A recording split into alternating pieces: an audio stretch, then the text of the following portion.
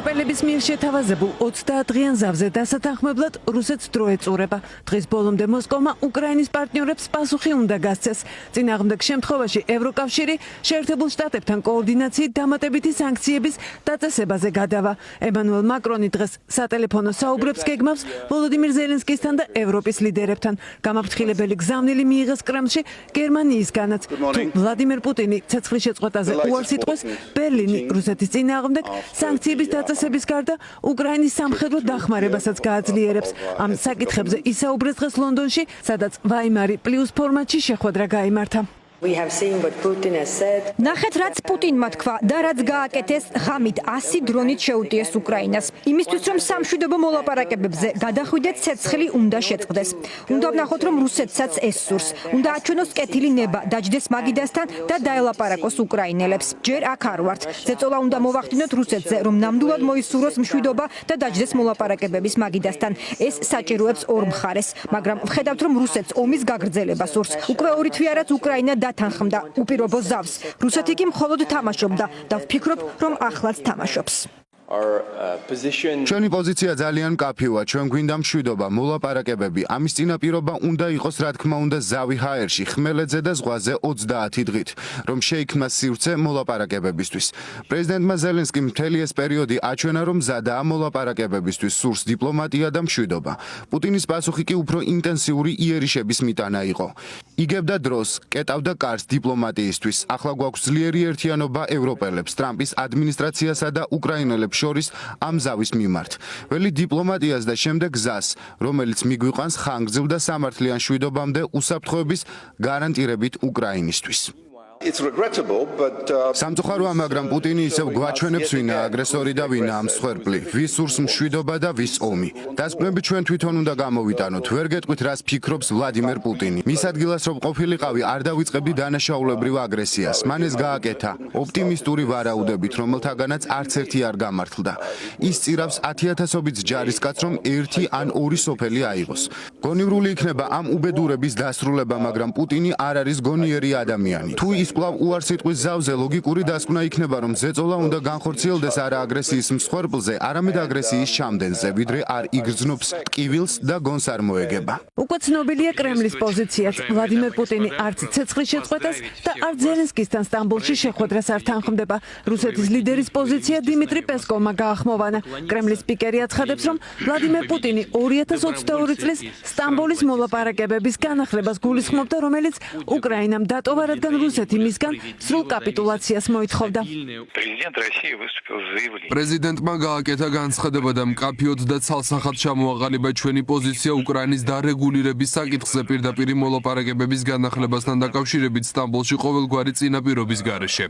საუბარია იმ პირდაპირ მოლაპარაკებებზე, რომელიც უკრაინულმა მხარემ შეწყვიტა 2022 წელს.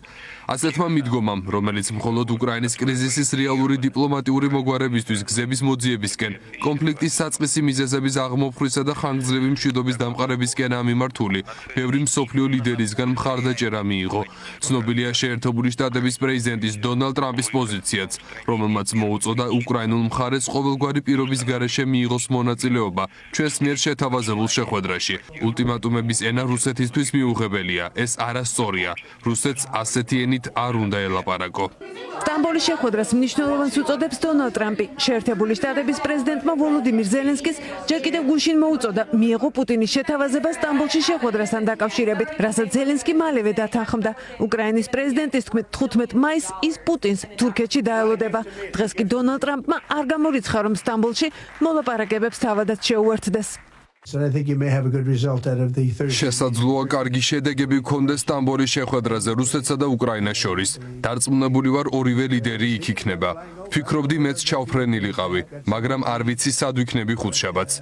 ძალიან ბევრი შეხვედრა მაქვს, მაგრამ ფიქრობდი, რომ ნამდვილად ჩავსულიყავი. ჩემი აზრით, კარგი ამბები მოხდება. ეს უნდა გავაკეთოთ. უნდა გადავარჩინოთ 5,000 ჯარისკაცის სიცოცხლე. Очікуємо на ясну відповідь від Росії. ველოდებით მკაფიო პასუხს რუსეთისგან. რუსეთს მაინც მოუწევს ამ ომის დასრულება. მკვლელობები უნდა შეწყდეს. უკრაინული ძალები მზად იქნებიან სიმეტრიულად უპასუხონ სამართლიანობის უზრუნველსაყოფად. ჩვენ არაერთხელ გვსმენია ჩვენი პარტნიორებისგან, რომ ისინი მზად არიან გააძლიერონ სანქციები რუსეთის წინააღმდეგ. თუ პუტინი უარს იტყვის ცეცხლის შეწყვეტაზე, დრო გვიჩვენებს. უკრაინაში მოლაპარაკებებში ჩართვის აბსოლუტურად არანაირი პრობლემა არ გვაქვს. მზად ვართ ნებისმიერი ფორმატისთვის. მე ვიქნები თურქეთში ამ ხუთშაბათს 15 მაისს და ველი რომ პუტინიც პირადად ჩამოვა თურქეთში. ვიმედოვნებ, რომ პუტინი ამჯერად არ ეძებს საბაბებს იმის თაობაზე, თუ რატომ არ შეუძლია. ჩვენ მზად ვართ ვისაუბროთ ომის დასასრულებლად ხუთშაბათს თურქეთში. თურქეთი უკრაინასა და რუსეთს შორის მოლაპარაკებების მასპინძლობისთვის უკვე ემზადება და იმედოვნებს, რომ ლიდერები კომპრომისზე წავლენ. თურქეთის საგარეო საქმეთა მინისტრი აცხადებს, რომ ოფიციალური ანკარა მზადაა, როგორც შუამავალმა ომის დასრულებაში ყველა სახის წვლილი შეიტანოს.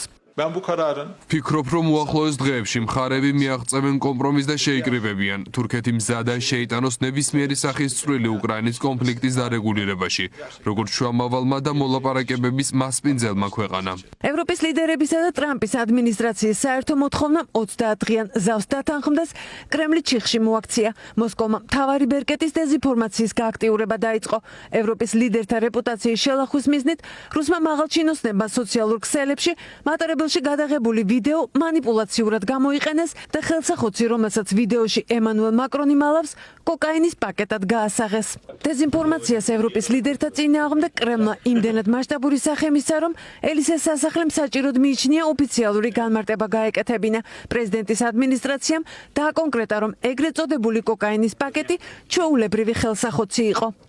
როდესაც ევროპის ერთიანობა არაკომფორტული ხდება, დეზინფორმაცია იმდენად შორს მიდის, რომ უბრალო ხელსახოცი ნარკოტიკად ჩანს. ამ ფეიქ ნიუს ავრცელებენ საფრანგეთის მტრები შინ და გარეთ.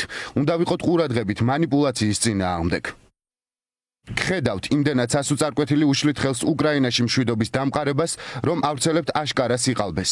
ეს უპასუხისმგებლობაა და არადამაჯერებელი. ცივილიზებული სამყარო ჯერ კიდევ ველოდება, რაც გადაწყვეტს პუტინი. ჩავა თუ არა სტამბოლში ზელენსკისთან შესახვედრად, თუმცა უკვე გადაწყვეტილია, რომ უკრაინის საკითხის განსახილველად თურქეთში ნატოს არაფორმალური მინისტერიალი გაიმართება. შეხვედრას ალიანსის გენერალური მდივანი მარკ რუტე და სახელმწიფო მდივანი მარკო რუბიო დაესწრებიან. უკრაინის საკითხზე მომდევნო დღეებში იმსჯელებენ ლუქსემბურგშიც, სადაც რუსეთის ლიდერის გასასამართლებლად სპეცტრიბუნალის შექმნა ფორმალურ სახეს მიიღებს.